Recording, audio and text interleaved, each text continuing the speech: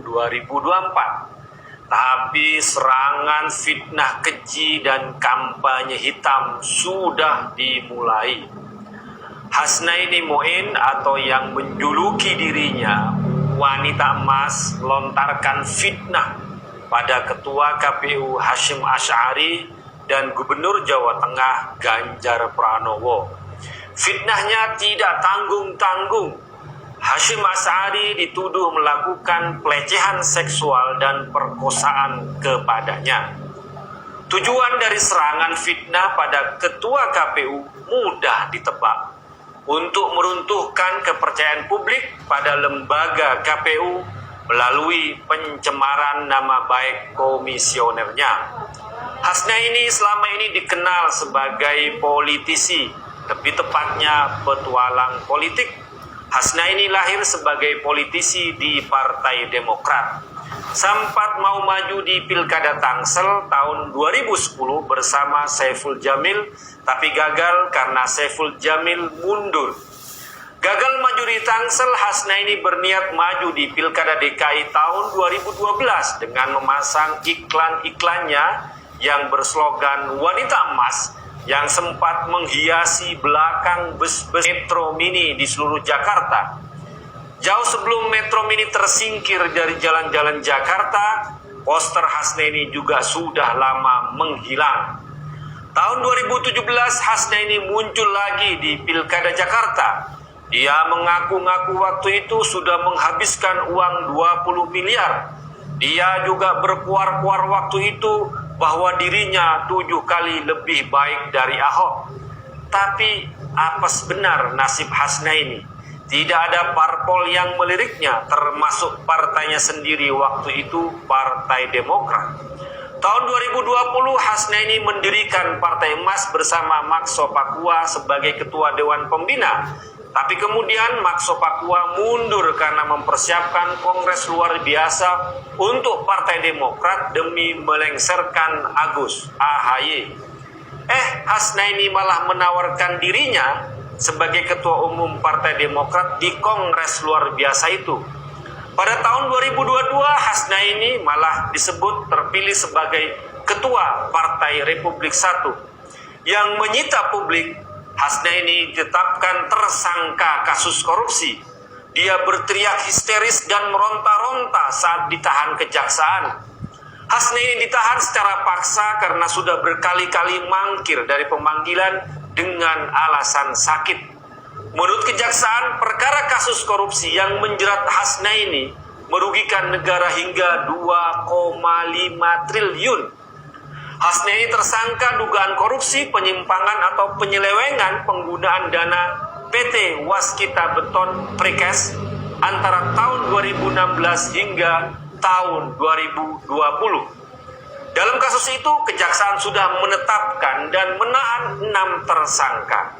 Saat bebas berkeliaran, Hasnaini jadi tersangka yang merugikan negara sampai 2,5 triliun. Saat dalam penjara pun masih bisa dia membuat ulah dan melancarkan fitnah. Fitnahnya yang menuduh Ketua KPU Hasyim Asy'ari melakukan pelecehan seksual dan perkosaan, dia sudah cabut dan meminta maaf. Tapi ada fitnah lain yang belum diklarifikasi oleh Hasnaini. Dia menuduh KPU akan memenangkan pasangan Ganjar Erik. Bagi orang yang waras, omongan Hasnaini tidak bisa dipercaya, kecuali orang yang bego-bego. Rekam jejak Hasnaini jelas bermasalah, dari gelandangan politik hingga tersangka kasus korupsi.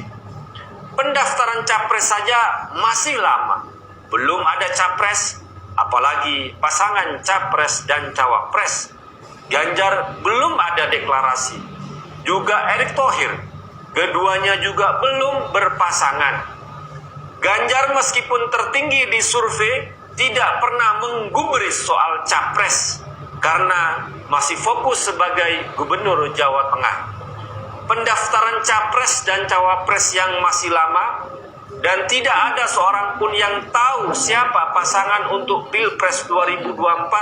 Kok tiba-tiba Hasnaini memastikan ada pasangan Ganjar dan Erik? terus tiba-tiba meloncat, KPU akan memenangkan pasangan Ganjar dan Erik. Sejak pemilihan presiden langsung tahun 2004, sangat tidak mungkin melakukan rekayasa dan kecurangan di KPU.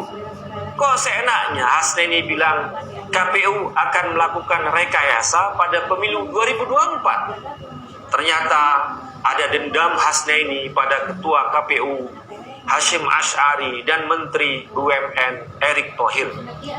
Erick dia tuduh bertanggung jawab menjebloskannya dirinya ke tahanan kejaksaan. Padahal Hasnaini jadi tersangka karena membuat proyek fiktif dengan BUMN PT Waskita Beton yang merugikan negara sampai 2,5 triliun.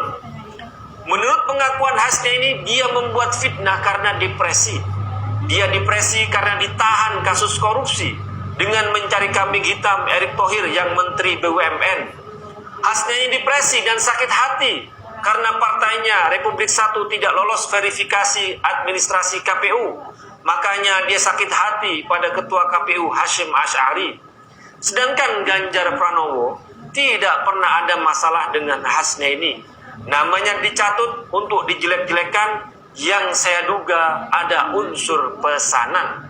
Ada pesanan untuk memasukkan nama Ganjar dalam pusaran fitnah Hasnaini terhadap Ketua KPU Hasyim Asy'ari dan Menteri BUMN Erick Thohir. Kita pun melihat ada pihak-pihak yang menggoreng fitnah Hasnaini itu, seperti yang dilakukan oleh petinggi PKS Mardhani Alisera yang meminta Ketua KPU Hasyim Asy'ari jujur soal itu.